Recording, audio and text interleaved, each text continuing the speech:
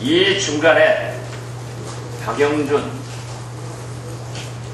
영포라인 칠곡라인의 대표자가 있습니다. 그런데 아직도 이명박 대통령께서는 모두 해임하면서도 박영준만은 아직도 보호하고 있습니다. 오늘 우리는 다시 한번 이러한 실패한 MB 인사의 중심에 서 있는 박영준 차장을 즉각 해임해서 모든 의혹에 대한 검찰 수사를 받아야 한다 하는 것을 촉구합니다. 아울러서 오늘 그 말씀 많던 국무총리실 공직윤리관 이인규 씨를 검찰에서 소환합니다. 권력형 게이트는 판도라의 상자, 판도라의 상자를 당당히 열어야지, 그래야 국민이 믿고 희망을 갖게 될 것입니다.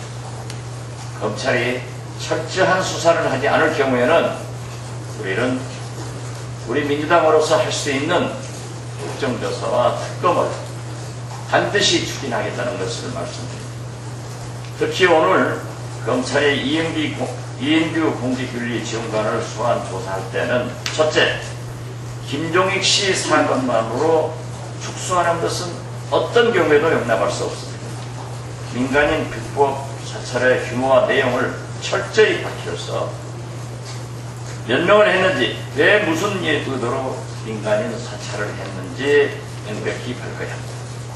두 번째, 이인규 씨만으로 꼬리를 자르는 것은 용납할 수 없습니다. 일개 지원관이 수십 건에 이르는 불법 민간인 사찰을 계속해서 자행했다고 아무도 믿지 않습니다. 더 큰 권력 실세의 비호가 있었으니 분명합니다. 따라서 검찰은 이인규 씨가 사주한 민간인 사찰의 몸통을 밝힐 것을 요구합니다. 세 번째로, 이인규 씨가 지난해 조홍희 현 서울지방국세청장의 비리를 조사하고 그대로 눈 감아진 이유가 무엇인지 명백히 밝혀야 합니다.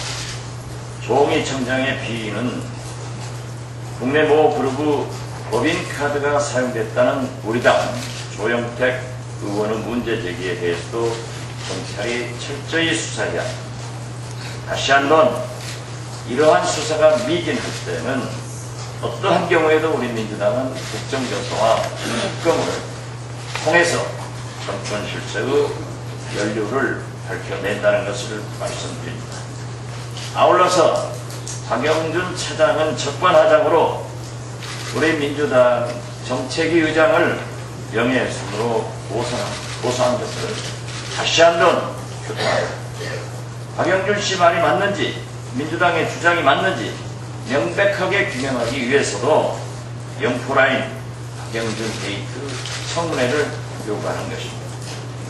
우리는 어떠한 경우에도 검찰의 수사를 주시하고 박영준 국무차장의 해임을 오늘부로 즉각 단행할 것을 촉구합니다. 이상입니다.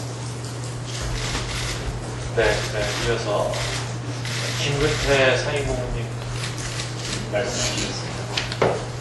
오늘 정동영 손학규 상임고문님은 바로 선거 지역으로 가시느라고 작성하셨습니다. 네, 한마디만 하겠습니다. 10월 28일 재보궐선거에서 국민이 다시 승리할 수 있도록 최선을 다해야 합니다. 더더 노력하겠습니다. 네, 감사합니다. 다음 박주선 최고위원님 말씀하시겠습니다. 네, 6월 2일 지방선거에서 나타난 민심을 반영하기 위한 차원에서 이명박 대통령이 청와대 인적쇄신을 단행했습니다. 그런데 인적쇄신을 단행했지만 바꾸고 고쳐야 할 부분은 그대로 두고 이걸 인적쇄신을 성공적으로 했다고 평가할 수가 없습니다. 천안함 사태와 관련된 외교 안보 라인의 문책을 거듭 우리 당은 요구를 했습니다. 또한 천안함 외교 실패로 대한민국 외교의 국제적 망신과 조롱을 당했을 뿐만 아니라 한반도 주변의 4강 외교 주도권까지 상실한 그런 상황에서 외교 안보 라인의 문책을 하지 않는 것은 도저히 납득할 수가 없습니다. 대북 강경 정책을 포기를 하고 효율적인 대북 정책의 기조 전환과